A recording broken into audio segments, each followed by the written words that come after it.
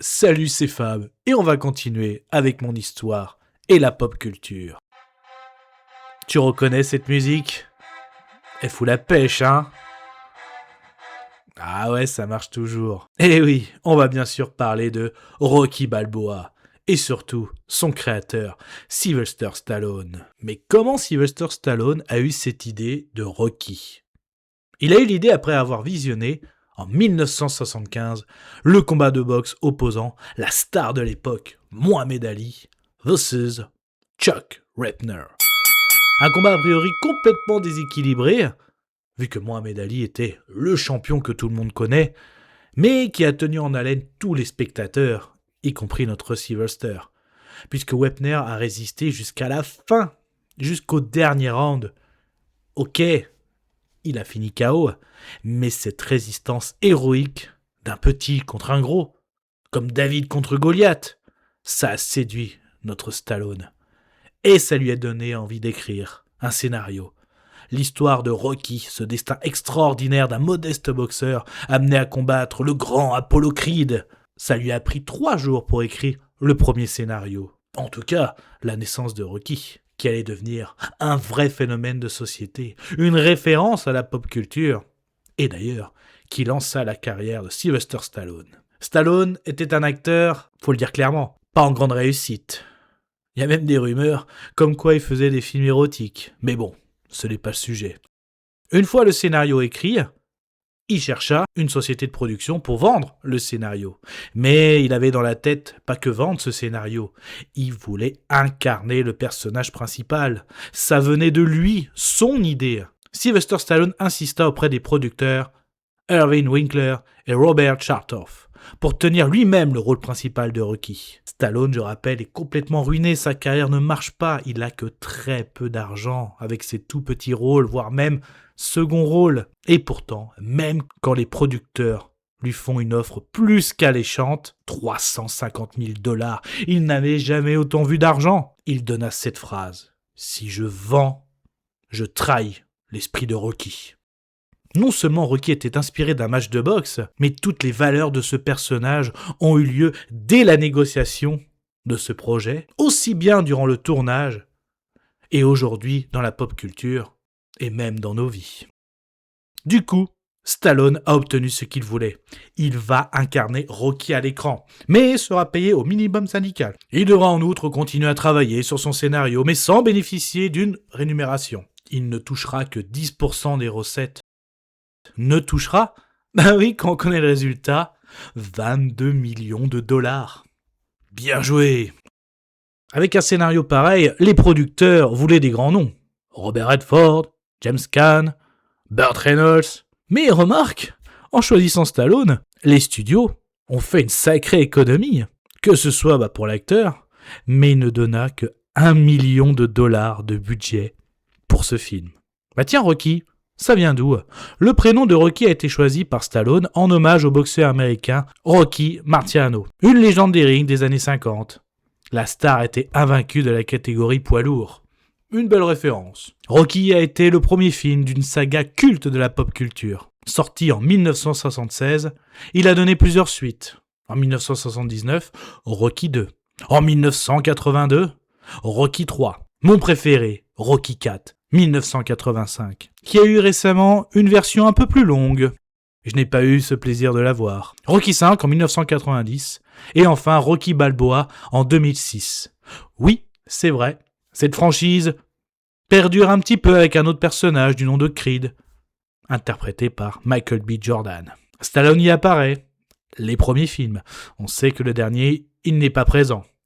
Apparemment, des différends entre les deux, tant que l'esprit de Rocky est là. Stallone a d'ailleurs écrit les 6 films de la saga, et il a participé à la mise en scène du 2e volet, du 3e, du 4e et de Rocky Balboa. Le premier Rocky et Rocky 5 ont été réalisés par John G. Avildsen. Pour le tournage de Rocky, la plupart s'est fait à Philadelphie, et Stallone avait insisté comme si cette ville était comme un personnage du film. D'ailleurs, avec un budget aussi rikiki, beaucoup de scènes ont été tournées sans autorisation. En fait, avec l'équipe, ils se déplaçaient dans la ville en minibus et ils tournaient dès qu'ils trouvaient une occasion. Notamment, la scène dans le port est née de ces tournages clandestins. Pendant 4 mois, les repas étaient les mêmes. Pizza, burger, on prenait ce qu'on trouvait. On fait avec ce qu'on a. D'ailleurs, avec ce budget d'$1 million, Rocky en a apporté plus de 117 millions rien qu'aux États-Unis, s'imposant ainsi comme le plus gros succès de l'année 76 au box-office américain. À l'échelle mondiale, ce long métrage a rapporté près de 225 millions de dollars, ce qui en fait le volet le plus rentable de la franchise. Beaucoup de fans aiment beaucoup se rendre sur les lieux de tournage. Et ceux qui voudraient effectuer un pèlerinage sur les traces de Rocky Balboa, je pense que la scène la plus recherchée, je n'ai pas de chiffres, mais je ne pense pas avoir tort. Je parle bien sûr où notre boxeur effectue son footing avec son chien et escalader ses dizaines de marches avant de trôner en vainqueur au sommet de celle-ci. Et cette scène, ça se déroule devant le musée de l'art de Philadelphie. D'ailleurs, les figurants réagissent au naturel. Et oui, ils avaient mis personne au courant. Et les passants ne savaient pas que c'était pour un film. Leur réaction était, du coup, 100% naturelle. D'ailleurs, c'était même une innovation de filmer de cette façon, à savoir quelqu'un qui court et une voiture ou un véhicule qui le suit. Pour vous dire, même la scène où le passant qui lui lance une orange était 100% naturelle.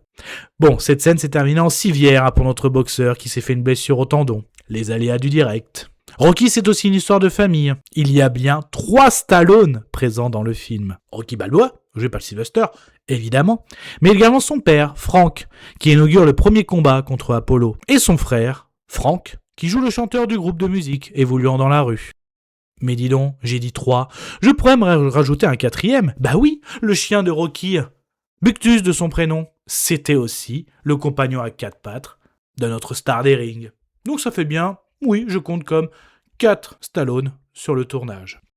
Toujours pour grappiller au niveau du budget, pour le combat final contre Apollo Creed, il a été tourné à Los Angeles.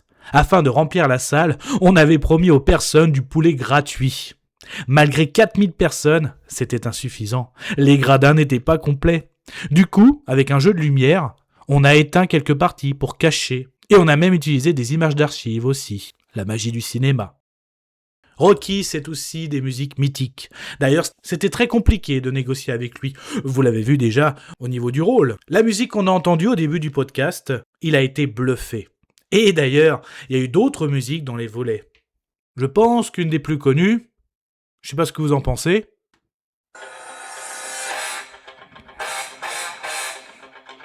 Bien sûr, Eye of the Tiger, son combat mythique contre Clubber Lang, joué par Mr. T. Mais mon volet préféré, c'est bien Rocky IV, le duel contre Drago.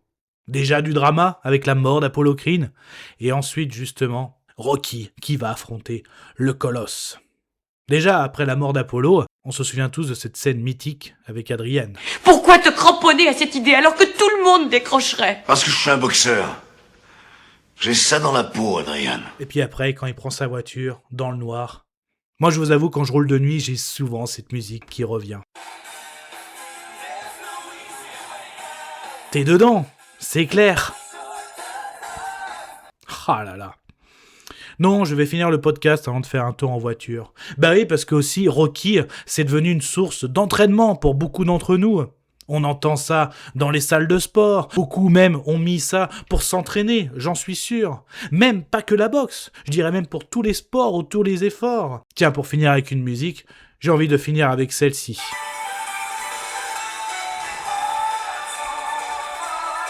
Cette musique tellement bien menée au moment où il fait l'effort, et oui, c'est bien la scène où il soulève dans une charrette sa femme, son ami Paulie, son coach du moment. Donc forcément, Rocky a vraiment incarné la résistance, l'effort, ne jamais abandonner. En tout cas, pour me battre, lui, il va falloir qu'il me tue.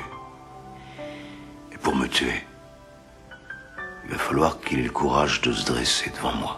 C'est ça, Rocky Balboa. C'est ça que Sylvester Stallone a à la fois écrit, nous a à la fois transmis à nous tous, à travers le cinéma. Merci l'artiste. Voilà, c'est fini pour Rocky. Rappelez-vous, la vie c'est comme un combat de boxe. On encaisse les coups, mais il faut toujours avancer. Prenez soin de vous. Kenavo.